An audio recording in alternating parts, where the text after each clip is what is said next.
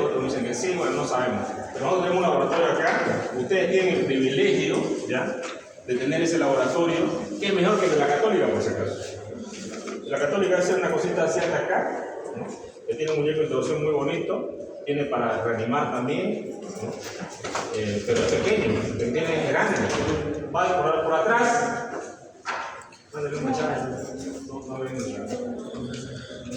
Entonces, eso tenemos nosotros practicar. Este tema es muy importante porque nosotros vamos a aplicarlo en cualquier ámbito de nuestra carrera.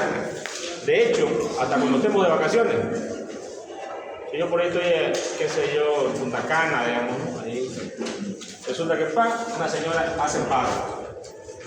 Por la puerta de atrás. Y yo no soy el médico. La señora se cae ahí, en la playa. ¿Yo qué tengo que hacer con esa paciente? Hecho de ser médico, a menos que yo me haya retirado o renunciado, yo no tendría que asistirla. Pero después siempre tengo que asistirla. Cuando ustedes tienen un título de médico, si ustedes no prestan auxilio a un paciente, se llama omisión de socorro y es penado por ley. Omisión de socorro. Ustedes no se pueden hacer, como dice por ahí, los bobbies, ¿no? Ustedes saben que por todos lados hay cámaras que están viendo qué es lo que hacemos y lo que no hacemos. Por eso que ahora todavía los pícaros se los pilla, digamos, ¿no? Jodimos, no hay quien se escape, porque va uno en La Paz, estaba yo en la noticia hoy, dejó un cadáver ahí en un basurero, estaba la cámara ahí filmándolo. Otro se robó un auto, ahí lo deja allá, baja el tipo ahí a la cámara, se pega foto a la cámara. Entonces es difícil, digamos, evadir, y uno siempre tiene que actuar. Cuando hablamos de este tema, cardiopulmonar básica. Concepto 2, cardiología básica y cardiopulmonar avanzada. En realidad básica es lo que nos piden que les enseñemos acá, pero yo creo que deben aprender avanzada también, por lo menos lo primordial. Esto ustedes lo van a ver cuando estén en el internado. Por la puerta de atrás, cuando estén en el internado, ustedes van a ver paros de todos, en pediatría, en gineco se ve menos, en medicina bueno, se ve todos los días. 5, 6, ¿no? O sea, unos internos nos decían los ángeles de la muerte, no sé. ¿Por qué? Porque hacíamos turnos, 5 se nos morían, caramba, ¿no? Les toca a los ángeles de la muerte, ¿no? Bueno, resulta que siempre, mala suerte, cuando hacíamos turnos, pues se nos morían los pacientes, pero realmente estaban mal, se iban a morir nomás, ¿no? Entonces, uno tiene que tener cuidado por atrás.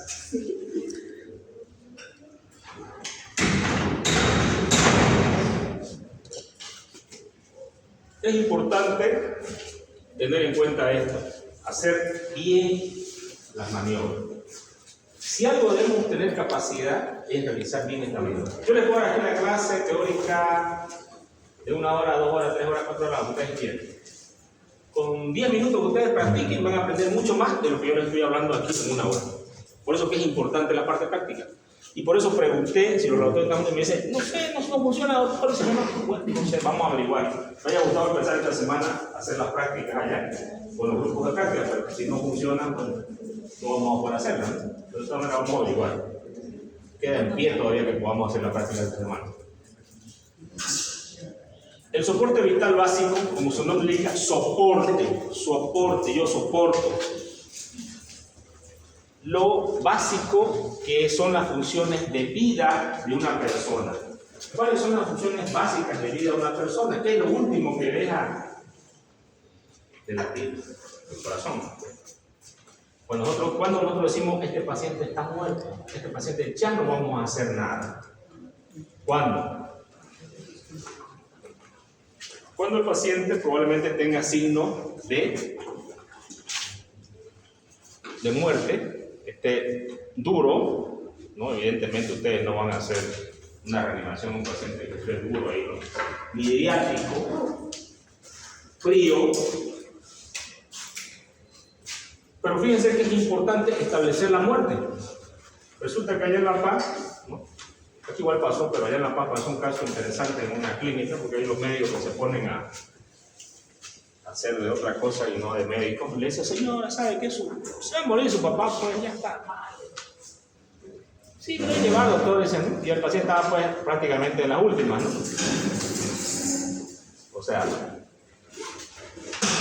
que se iba a morir probablemente. Pero mi función de médico es yo tengo que estar para que el paciente muera, digamos. Es mi obligación estar en el lado del paciente. La familia agarra, se lo lleva a un velatorio y lo vela. Hay un paciente velado. Por eso es que no estaba muerto todavía. Imagínense esa escena de antes. Llega un familiar que era médico y lo ve. Está vivo. O sea, están velando a uno que está vivo. Se lo lleva a una clínica, lo meten a terapia intensiva, vive creo que una semana más y después se muere. ¿Qué creen que pasó con el primer médico que lo mandó al paciente? Lo metieron en juicio y lo metieron preso. ¿Y está bien que lo mandan preso? Y así, por burro, digamos. Porque uno tiene que hacer las cosas bien. Yo no puedo mandar a un paciente que no está muerto diciendo que está muerto. En el hospital el niño pasó con un niño que lo botaron a la basura. Y en el francés también pasó lo mismo con un niño que lo... Y el niño empezó a llorar en el bote de basura. Digamos. Claro que no lloró ese rato cuando el médico lo lanzó, sino que lloró cuando ya estaba cayendo casi al basurero de allá, digamos, ¿no? Que evidentemente no se deben tirar los niños a la basura. Y después lo reanimaron, y bueno, después en el niño de la maternidad pues, se lo dieron al padre y el padre lo estaba llevando a enterrar y el niño está llorando, ¿no? Pues se armó el lío, ¿no? Vuelve con el paciente, juicio al médico también. La gente nos va a meter siempre en juicio por nuestros errores. Nuestros aciertos jamás son vistos, ni les importa a nadie, solamente a nosotros, digamos. Y siempre nos van a valorar por nuestros errores, nos van a catalogar. Nadie se acuerda que hicieron tal cirugía, que salvó a tal paso. Salvó a 1000, pero uno cometió un error de no declarar la muerte adecuadamente. Por ese error nos van a juzgar. Cuando hablamos del tratamiento, del soporte básico, también tenemos que tener en cuenta la desfibrilación automática y semiautomática. ¿Qué significa automática? Algo que no necesita nada. Por ejemplo, en algunos lugares, y ya aquí se va normal esto porque es una norma de seguridad, existen los desfibriladores automáticos que están en lugares así como en la universidad, digamos que hay uno, por ejemplo. En una cancha de fútbol, donde hoy juegan los docentes de la universidad, digamos que hay otro porque cada vez nos hacen paro ahí. Ya yo me he cansado de reanimar, digamos, capaz que lo lleven ustedes para que reanimen conmigo. Y siempre son los abogados los que hacen paro, no sé por qué. No sé si lo están buscando ya allá abajo del infierno, vengan para acá, digamos. Pero verdad, siempre los abogados. Entonces, en esos lugares donde puede haber un paro cardiorrespiratorio por un problema de fibrilación ventricular que puede ser un joven, una taquicardia, en una universidad, en lugares donde haya muchas personas, un desfibrilador automático. Vamos ya a reanimación y vamos a agarrar el desfibrilador y lo vamos a conectar. ¿Y el desfibrilador por qué se llama automático? Porque él va a reconocer el ritmo de fibrilación y automáticamente él va a desfibrilar. Va a decirle, si no, sálganse, voy a lanzar descarga, esta parte y lanza descarga. Y se habla del semiautomático, que es aquel que nosotros vamos a colocar las paletas, ¿no? Ahora ya hay electrodos grandes y nosotros vamos a poner los joules, ¿no? Y vamos a decir cada cierto periodo de tiempo, de acuerdo al ritmo, vamos a desfibrilar o vamos a cardiovertir, eso va a depender. ¿Cuál es la primera medida que se debe realizar? Y esto lo deberíamos saber en el colegio, la verdad que no deberíamos saberlo acá. Porque ¿quién está al lado de una persona cuando sufre una parada? Un ejemplo, jugadores de fútbol, árbitros han tenido una parada cardiorrespiratoria, ¿o no? Por ejemplo, un caso, no me acuerdo de qué partido, ¿no? Y rápidamente el compañero empezó a masajear. Ese paciente vivió.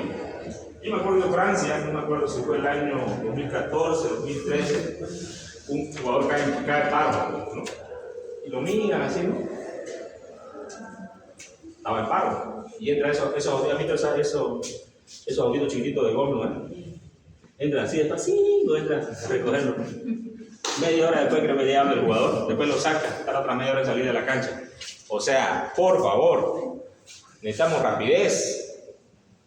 Tiene que ser rápida la asistencia. Y en este caso, cualquier persona que está al lado del paciente es el que tendría que hacer esto. Entonces, un soporte vital básico tiene que ser cualquiera. Cualquier persona que tenga mano, pie y pueda realizar esto.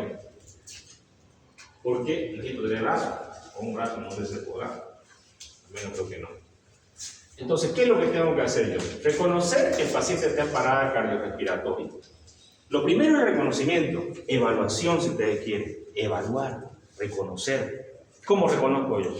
Rápidamente me acerco al paciente y veo si respira o no respira. 5 segundos, máximo 10. ¿Dónde coloco para tomar el pulso carotidio?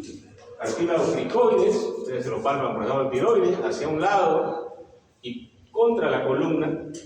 Ese es el lugar que detecto si el paciente tiene pulso o no tiene pulso. Si el paciente todavía tiene, probablemente va a entrar en paro cardíaco, ¿no? Si está en gasping, porque lo último que hace es la respiración, una respiración agónica se llama. O también algunos dicen la respiración en boca de pescado, casi como un pescado, ¿no? Que está fuera del agua. ¿Cómo se debe colocar el reanimador? Es muy importante, ¿no? Yo debo estar en 90 grados frente al paciente. Y eso tenemos que practicarlo nosotros en el terreno. Nosotros tenemos los muñecos para practicarlo y lo vamos a practicar. De hecho, vamos a hacer una reanimación, ¿no? Tenemos que hundir el tórax más o menos 5 centímetros.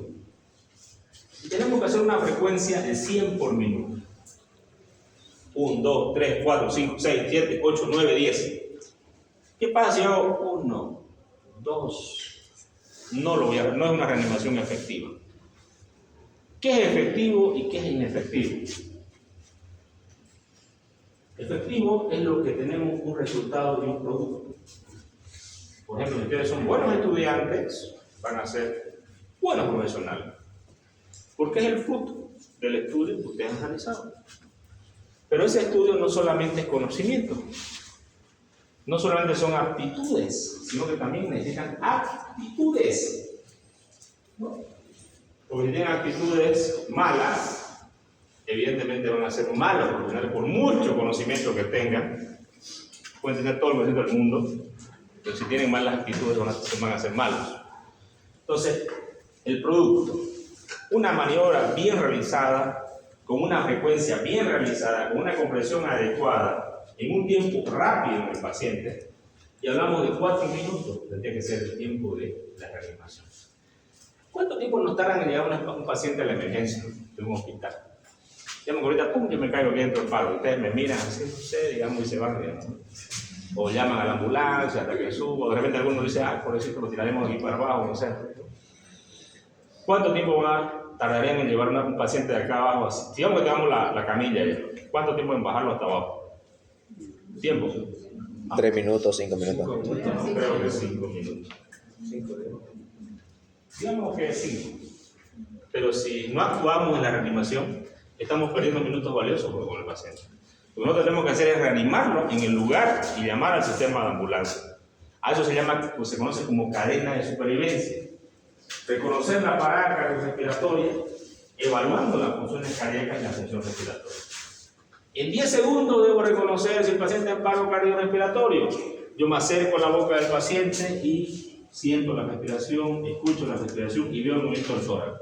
Si no mueve, evidentemente está en paro. Entonces tiene gas, está respirando todavía.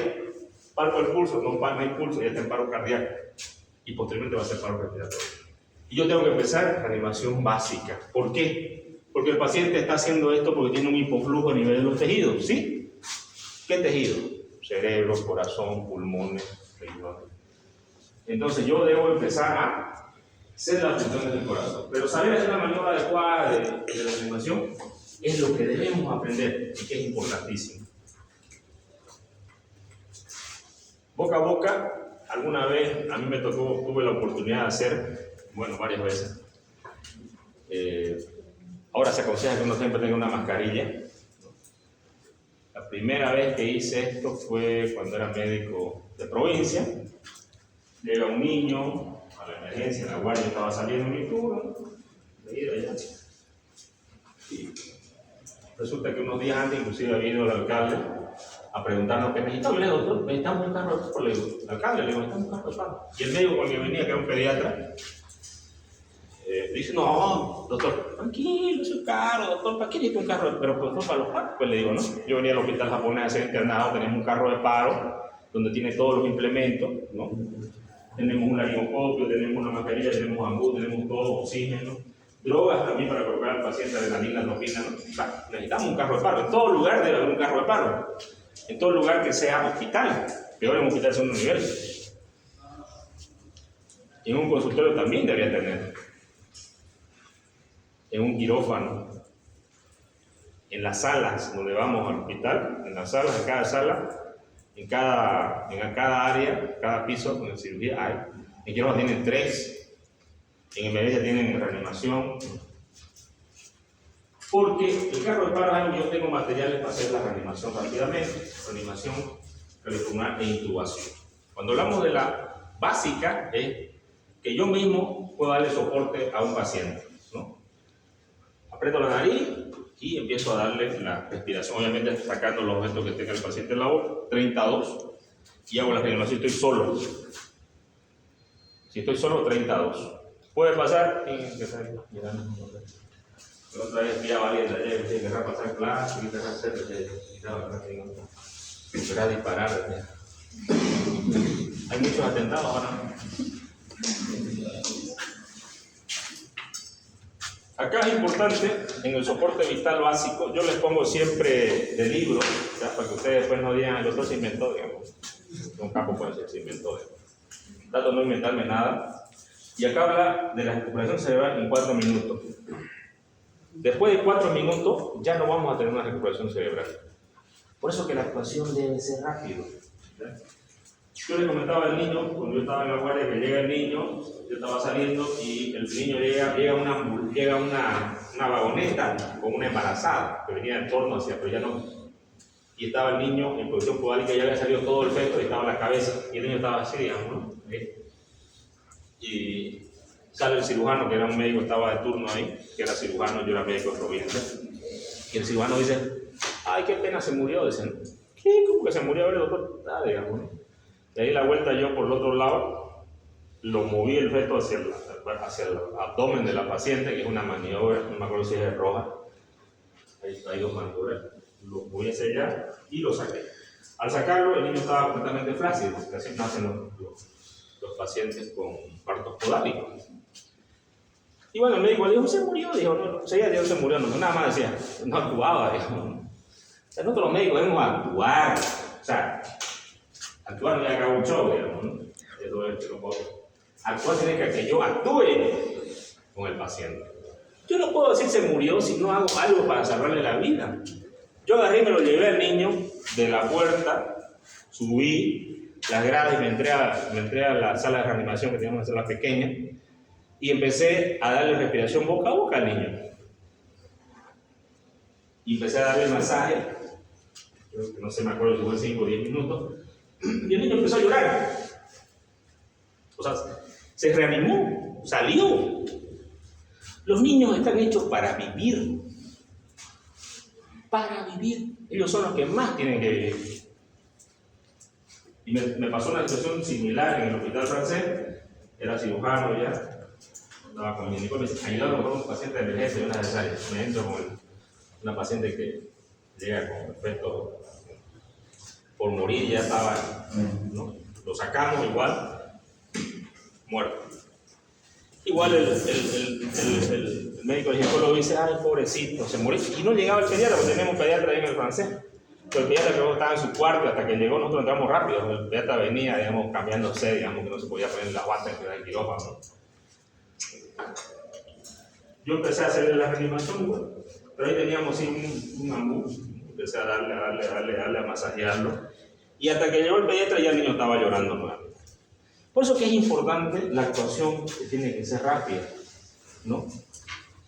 Nosotros podemos un soporte vital básico en 4 minutos y un soporte vital avanzado en 8 minutos. ¿Qué es un soporte vital avanzado? Donde ya usamos drogas como adrenalina, por ejemplo, para revertir un paro cardíaco. Aquí ustedes están viendo la cadena de supervivencia. que se aplica tanto en el intrahospitalario como en el extrahospitalario. Hay paros intrahospitalarios a montones y extrahospitalarios también. Fíjense que esta cadena de supervivencia ha sufrido algunos cambios, ¿no? Esos cambios que ustedes tienen es por la comunicación.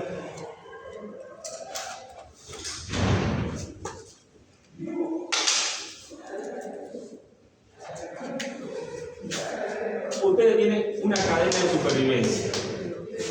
Reconocimiento, llamar al sistema de urgencias, empezar reanimación cardiopulmonar, desfibrilación, y ya el paciente que llegó a un lugar donde es un hospital, una clínica, una terapia intensiva, donde se haga la reanimación, ¿no? Tanto en el intra como en el pre como en el intrahospitalario, ¿no?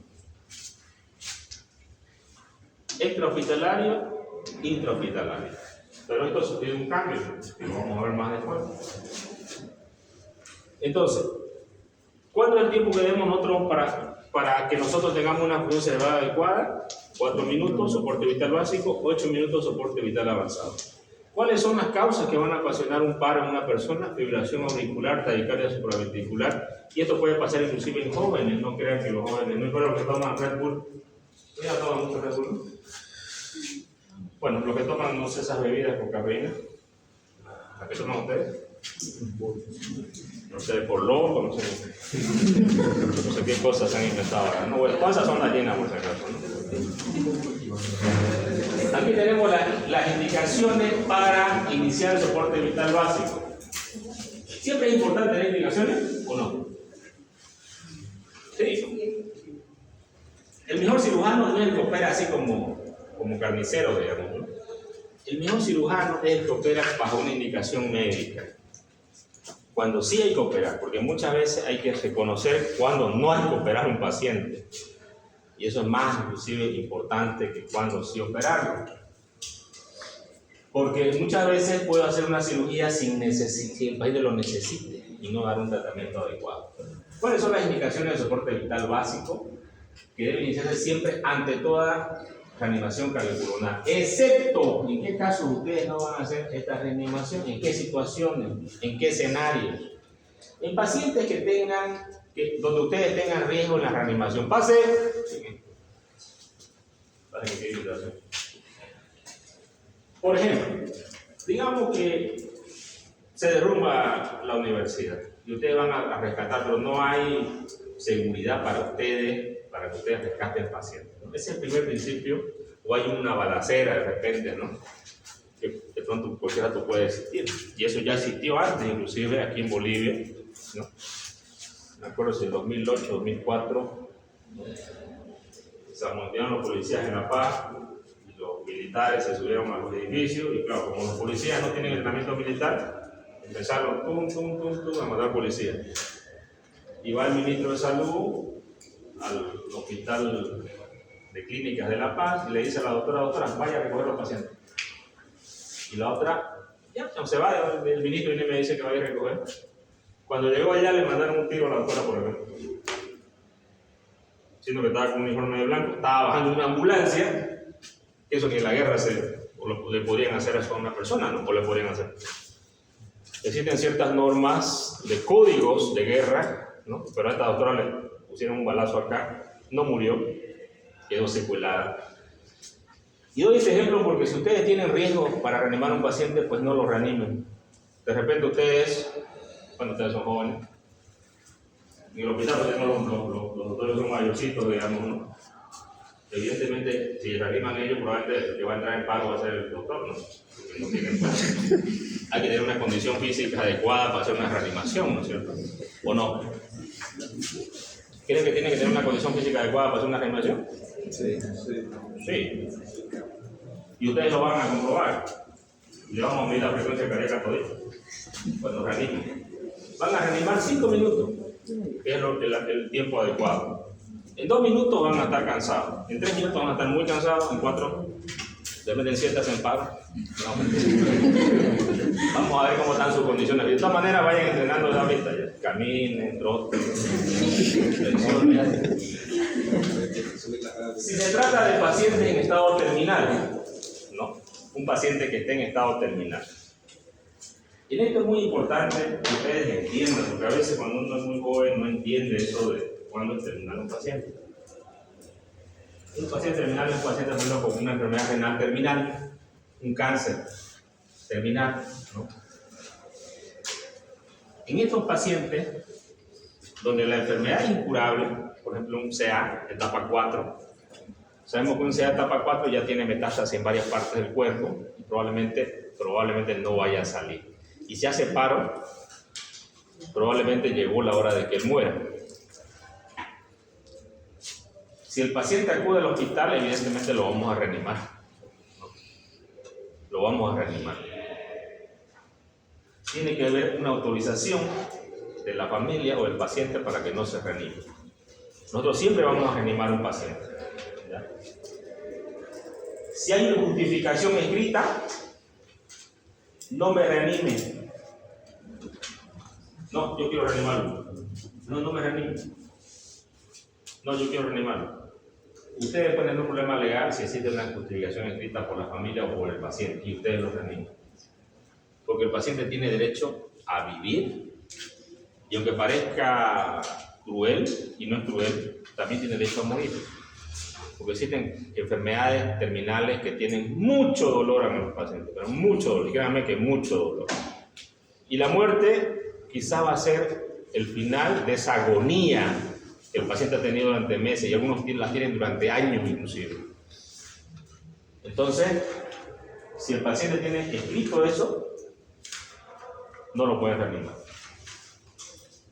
Ante signos indiscutibles de muerte biológica, rigidez, lividez, un paciente que esté decapitado, obvio, descomposición, está putrefacto el paciente ahí, dejando ustedes, no, va a vivir, no va a vivir, no va a vivir, pues ya está con signo de muerte biológica.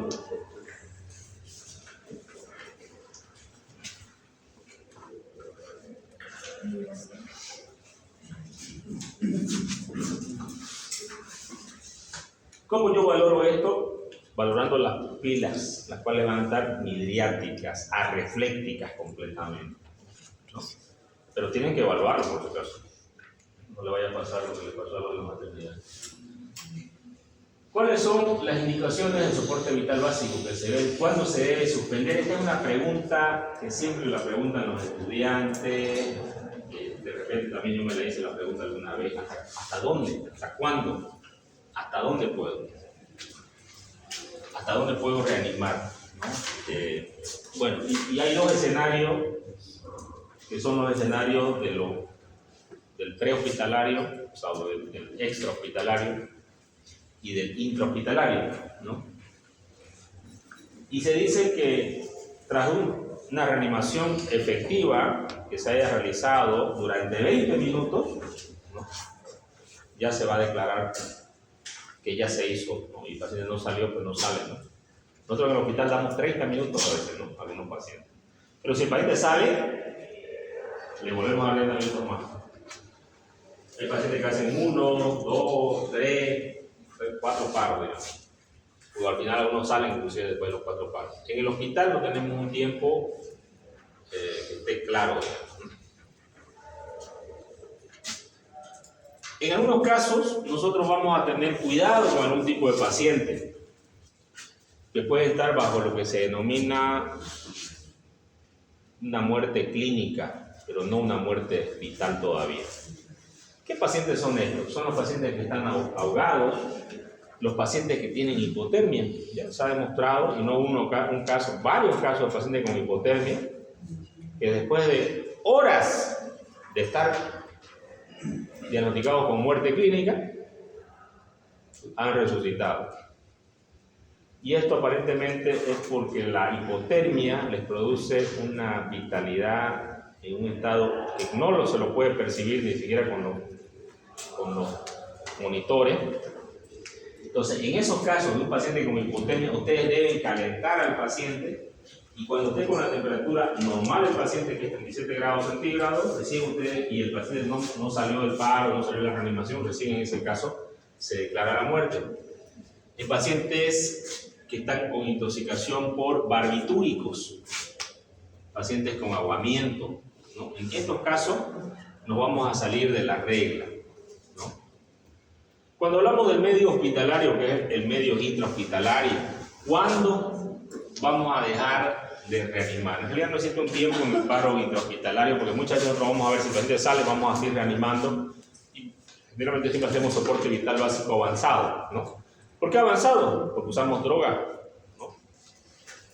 Drogas constantemente, como inclusive noradrenalina empezamos a usar constantemente para mejorar la circulación del paciente. Entonces el tiempo a veces es prolongado, puede ser inclusive más de 30 minutos, ¿no? Y eso lo vamos a decidir con el equipo que esté en ese momento. Pero si ya vemos que después no sale el paciente, tiene midriasis, bueno, ya dejamos hacer la reanimación y declaramos el óbito. En el hospital nosotros tenemos muchos recursos humanos. De hecho, ustedes cuando estén en internado, uno hace fila para empezar a hacer la reanimación. Se organiza por, ¿no? Así como tomar el mini, ¿no? Que toman la cola, digamos, lo mismo. ¿Cuánto es la reanimación que nosotros debemos hacer? Primero, siempre reconocer, ¿no? Esto es importante en la maniobra de reconocimiento, y yo siempre les pregunto cómo se toma el pulso. Fíjense que siempre lo digo en la teoría, en la práctica siempre lo olvidan, digamos, porque no lo practican. Todo lo que uno no practica se olvida. Es normal. Pulso carotidio, pulso radial. Algunos no saben tomar el pulso radial. Y es una maniobra básica que no puedo dejar de aprender. ¿Cuántos son las 30 compresiones y 2 ventilaciones? Y activar el sistema de emergencia. Esto es diferente al ABC, es el CAB. Primero empezamos comprimiendo el corazón, compresiones, luego vía aérea, luego ventilación. Diferente a lo que nosotros hacíamos cuando hacíamos el ABC, ¿se acuerdan? Primero compresión, luego vía aérea y luego circulación. 32, ¿no? Durante 1 a 3 minutos y se intenta la desfibrilación con el automático o semiautomático.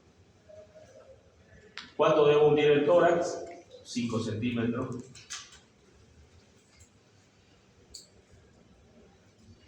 Valoración de la efectividad del soporte vital básico. Como les dije, todo tiene un producto y un resultado. Entonces tenemos un resultado, 5 indicadores para evaluar la recuperación de la actividad neurológica. Disminución de la midriasis, integridad del reflejo fotomotor, presencia de reflejo corneal, presencia de movimientos de defensa ante estímulo, recuperación de la respiración espontánea.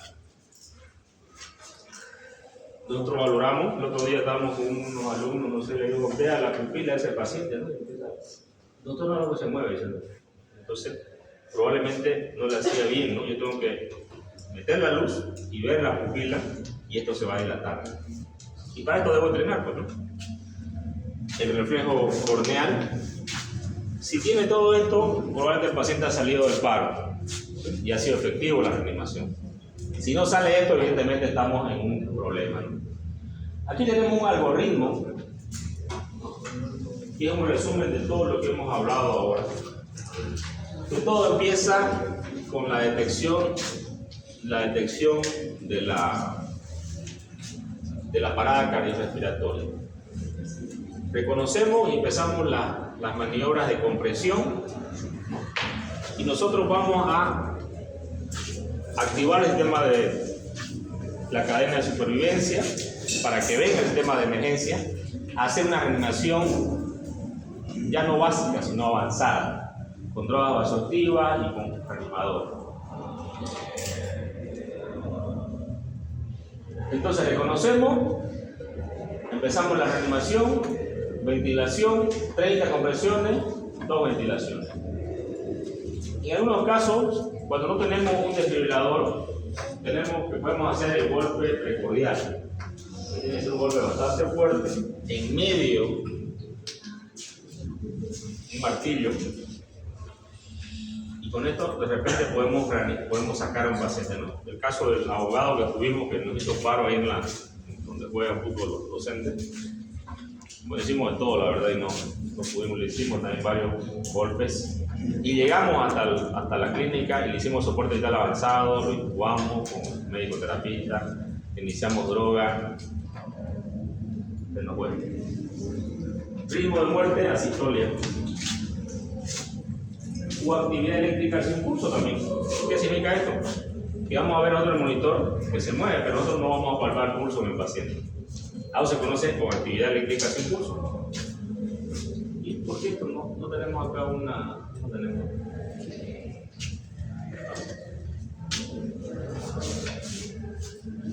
Ritmo desfibrilable. Aquí tenemos una fibrilación. Generalmente la reconocemos y lanzamos los joules. Taquicardia ventricular sin pulso. El CAB. Existen actualizaciones de la reanimación cardiopulmonar. El esquema que les mostré es un libro de emergencia del 2010. Obviamente ahora sigue siendo lo mismo, pero aquí les traigo algo del 2021, donde esta asociación a nivel mundial da ciertas normas y pautas y hace un estudio sobre las reanimaciones. Con la pandemia, la humanidad se dio cuenta de que los médicos son importantes. Bueno, siempre vamos a ser importantes, digamos. Porque mientras existe el hombre va a haber enfermedad, y mientras existe enfermedad siempre va a tener que haber un médico. Entonces nosotros tenemos el tiempo, un trabajo que habla cuánto es el tiempo que debemos reanimar por 20 minutos. Fíjense ustedes, a pesar de los avances recientes, menos del 40% de los adultos reciben RCP indicada por personas sin experiencia médica. Esto estamos hablando de una estadística de Estados Unidos. Y en menos del 12% se utiliza el TEA antes de la llegada del sistema de emergencias. Esta cadena, ¿se acuerdan que la vimos anteriormente? Cambió. ¿Por qué cambió?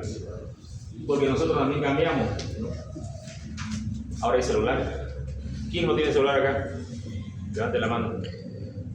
Todos tienen, ¿no? Entonces en el hospital es más fácil que yo mande un mensaje de WhatsApp, digamos, al grupo de los internos. Hay un paro en el piso, vemos por WhatsApp, ¿no? Y rapidito van a subir los internos a ayudarnos de la reanimación. Entonces, en el intrahospitalario se ocupa, en el extrahospitalario también. Inclusive yo puedo agarrar y tener los números de emergencia y llamar directamente al celular mientras estoy reanimando, lo pongo en voz alta y estoy reanimando y traigan una ambulancia, estoy acá en la universidad. Activo el sistema de emergencia. Reanimación. Siempre debemos entrecruzar los dedos cuando iniciamos la reanimación. Después de esto, en los dos escenarios, tanto intrahospitalario como hospitalario, viene la desfibrilación, que tiene que ser a los 3-4 minutos máximo de que empecé la reanimación. Y detecté ritmo desfibrilable. Cuando estamos en el extrahospitalario, la ambulancia tiene un una gran función de llegar rápidamente al centro hospitalario donde se le va a los cuidados intensivos al paciente. ¿Ya? Pero existen ambulancias que se va siguiendo la reanimación en la ambulancia, mientras voy transportando al paciente hasta el centro hospitalario. Lo mismo en el intrahospitalario, si el paciente estaba en sala, por ejemplo, lo voy a pasar a una sala de mayor cuidado, UCI o terapia intensiva, ¿no? Y lo demás es la recuperación. ¿Pueden existir secuelas de la reanimación cardiopulmonar? Si no se muere y vive, sí. Pueden quedar secuelas.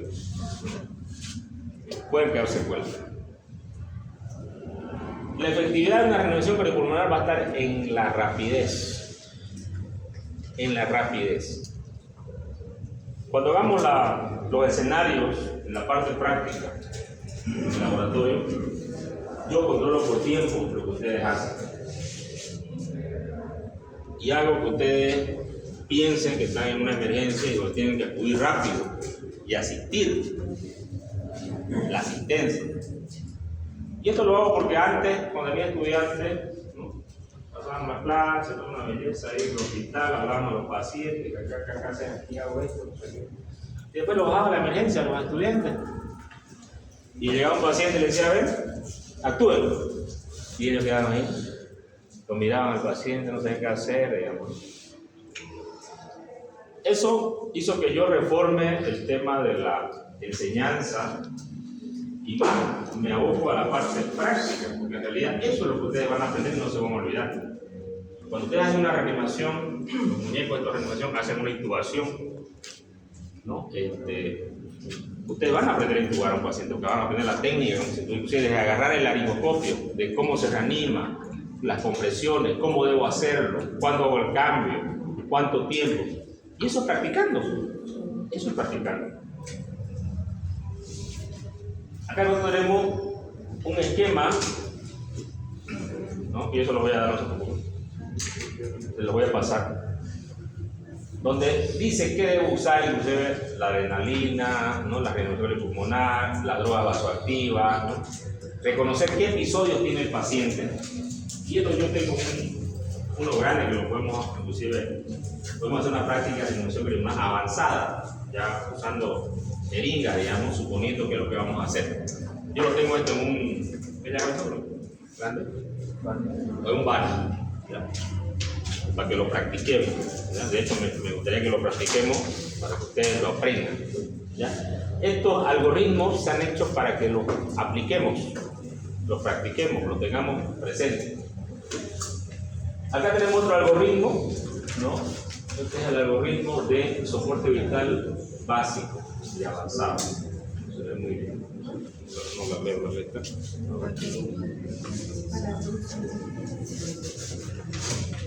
Algoritmo de emergencia asociado a consumo de opiáceos.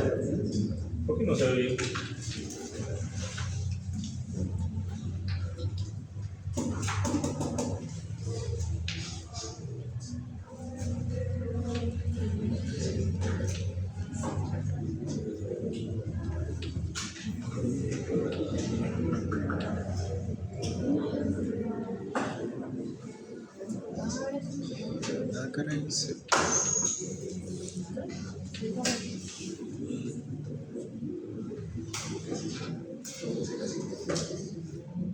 Se borró, ¿no?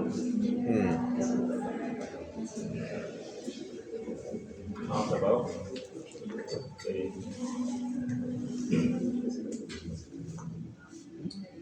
Vale.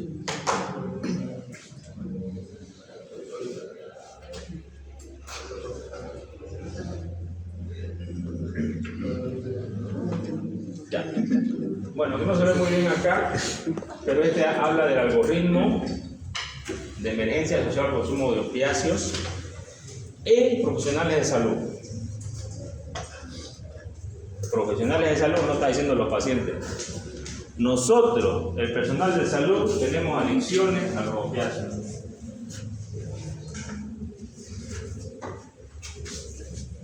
En nuestros hospitales, en mi hospital, los hospitales, en la clínica, uno de los problemas que los médicos incurren es en el uso de opiáceos y se hacen adictos a los opiáceos.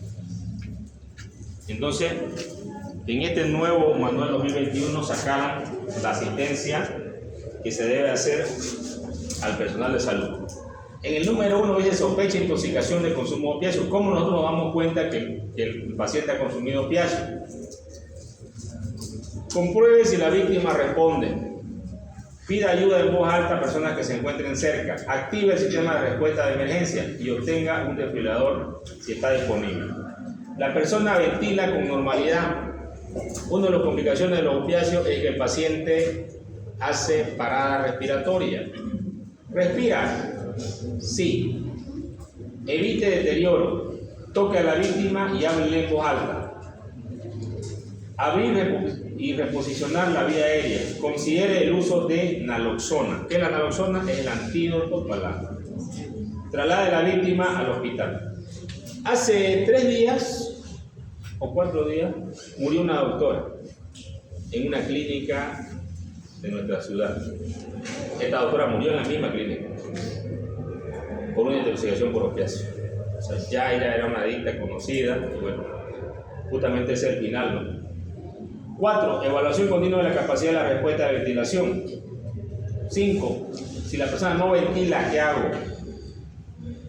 Evalúe durante 10 segundos e inicie, mantenga la ventilación, abrir la vía aérea, proporcione a la víctima ventilación de rescate con un dispositivo de bolsa mascarilla, que es el famoso AMBU, administre naloxona. 7. Inicie reanimación, utilice desfibrilador automático, considere el uso de naloxona y consulte algoritmos de soporte vital básico avanzado. Aquí tenemos un algoritmo de los pacientes de la atención post-paro cardíaco en adultos. Tenemos una fase inicial de estabilización y un manejo continuo de actividades de emergencia. ¿Qué es lo que tengo que hacer en la fase inicial? Manejo de la vía aérea, control de parámetros de ventilación, ¿no? Comienzo con 10 ventilaciones por minuto, eso es importante. No tengo que subir a más de 16 o 20 o 20. O sea, algunos empiezan a dar ventilación como el que reanima, ¿no? No. Tiene que ser 230, 230. Y si ya tengo el AMBU, tengo que ser 10 por minuto. Control de los parámetros hemodinámicos. Presión arterial sistólica mayor de 90 mililitros de mercurio. Presión arterial media mayor de 75 mililitros de mercurio. Realice el electrocardiograma con 12 derivaciones. Manejo de continuo de las actividades de emergencia adicionales. Considera intervención cardíaca de emergencia si lo precisa el paciente. Se presenta infarto de miocardio, que es una de las causas de una parada cardíaca, tengo que detectarlo. ¿Y cómo voy a darme cuenta? Elevación del segmento CT. En caso de shock cardiogénico inestable, se requiere asistencia circulatoria mecánica. Siempre debo saber la famosa H, la 5H y la 5T. Hipovolemia, hipoxia, hidrogeniones elevados, que significa acidosis, hipopotasemia o hiperpotasemia, hipotermia. Ya son las 5H. La 5T, tensión neumotórax a tensión, taponamiento cardíaco, toxinas, y de estas toxinas vienen los opiáceos, trombosis pulmonar, trombosis coronaria. 5H y 5T que debo tenerlas presentes cuando yo tengo una parada cardiorrespiratoria. Existen algunas pruebas para valorar la muerte de un paciente que son recomendadas por los que dan el neuropronóstico del paciente. Hablamos acá del diagnóstico por imagen, la tomografía y la resonancia magnética, la electrofisiología, la exploración clínica, el estado de micronía en el electroencefalograma, reflejo fotomotor, pupilometría cuántica, reflejo corneal. Estas pruebas son las pruebas neurológicas que nosotros vamos a hacer para la muerte cerebral e incluyen pruebas diagnósticas para pronósticos multimodales en un plazo mínimo de 72 horas. Generalmente, cuando nosotros hablamos de los pacientes que están en coma, cuando realizamos cualquier tipo de tratamiento y el paciente queda en coma, las 72 horas primarias son las más importantes, es donde el paciente va a recuperar o no, tiene alta probabilidad de recuperar. Cuando pasa este tiempo, generalmente las probabilidades cada vez van a ser menos. Se va a tener un periodo de recuperación bastante menor. Por eso que es importante el tiempo después de la resucitación, y acá lo tenemos en 24 horas, 48 horas y 72 horas. Acá tenemos el algoritmo de soporte vital avanzado intrahospitalario para el paro cardiorrespiratorio en la embarazada. La embarazada se considera por entrada una vía aérea difícil o una vía fácil. Difícil. Entonces, si es difícil, siempre lo único que vamos a hacer, no podemos colocar mascarilla ni dispositivos acá, directamente vamos a preoxigenar y rápidamente la vamos a intubar. Intubación orotraqueal en la entrada para asegurar oxigenación. Las embarazadas realizamos rápidamente el soporte vital básico con desfibrilación y reanimación cardiopulmonar avanzada. Active el equipo de paro cardiorrespiratorio con mujer embarazada. Considere etiología del paro. Realice intervención en la madre. Realice manejo de la vía aérea, administración del 100% de oxígeno, evite exceso de ventilación, coloque una vía intravenosa por arriba de la diafragma. Si se está administrando magnesio intravenoso, suspéndalo y administre cloruro de calcio y clorato de calcio, generalmente las eclampsias. Con el soporte vital básico y avanzado, RCP alta calidad, desfibrilación si está indicada y otras intervenciones asociadas del soporte vital avanzado, como por ejemplo el uso de la adrenalina. Cuando usamos adrenalina, ya un soporte vital avanzado. Realiza intervenciones obstétricas, si es que es necesario.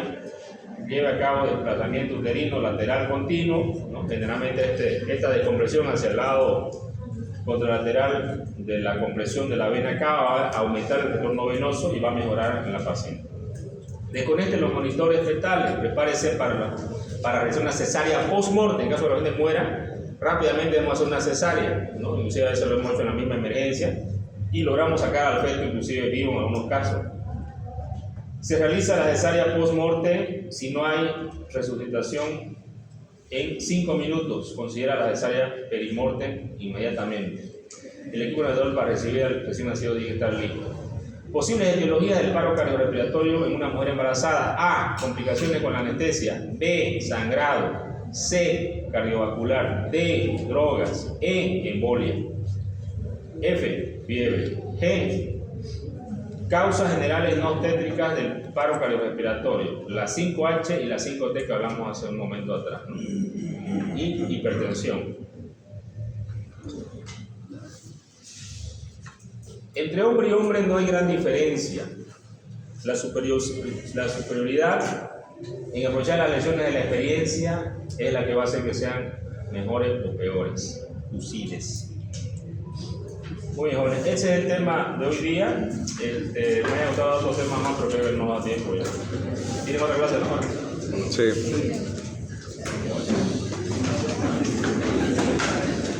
Le hago una pregunta. ¿Tienen problema con el... ¿Alguien sabe sobre ahora que están más alumnos, sobre los laboratorios para hacer reanimación? ¿Están funcionando o no están funcionando? ¿Sabes? Sí, están funcionando. ¿Están? Sí. Porque un grupo mío que no estaba, digamos. ¿Quién es del martes? Doctor, esta última semana era el inventario de todos los materiales en sala de simulación y por lo que me comentaron a mí el lunes ya estarían funcionando. Ah, ya. Bueno, hagamos una cosa entonces. ¿El del martes? ¿Quiénes son los del martes? Ustedes, yo quiero poner a alguien que me avise, uno de ustedes, para que podamos hacer la práctica, el horario de práctica, ¿no? A la 1, ¿no? Martes a la 1, ¿no? Pero como somos hartos, de repente podemos hacer un poquito más temprano, no sé, 2:30, más, puede ser 2:30, ¿no? ¿Sí? Ya. Averigüen si podemos hacer la reanimación, si podemos usar el lugar ¿ya? Me avisan el lunes. En caso de que ustedes me avisen que se puede, bueno, vamos a empezar y ya los otros grupos empezaríamos también el horario de práctica. Vamos a ver si no se choca, porque a veces en algunos grupos no se puede en el mismo horario de práctica. De todas maneras, si no se puede, me gustaría que hagamos ecografía. No sé qué opinan. ¿Quieren? Bueno, esta semana en la práctica, menos los del día lunes, sí, los días lunes tienen que hacer su exposición, ¿no? Los demás grupos, o hacemos reanimación o hacemos ecografía. Vamos a ver, si están aquí dispuestos para hacer reanimación, vamos a hacer reanimación. ¿Y ecografía sería en el hospital? No, en mi consultorio. Ah. Pero no esta semana, no se puede hacer todo al mismo tiempo. Ya. Ya todo es por grado. O sea, en una práctica vamos a hacer ecografía, en una práctica vamos a hacer reanimación. ¿Sí? Ya. Ya. Si no se puede hacer el laboratorio, vamos a hacer ecografía. Ya. Menos para los del lunes, los lunes tienen exposición, ¿no? Los del lunes de la siguiente semana.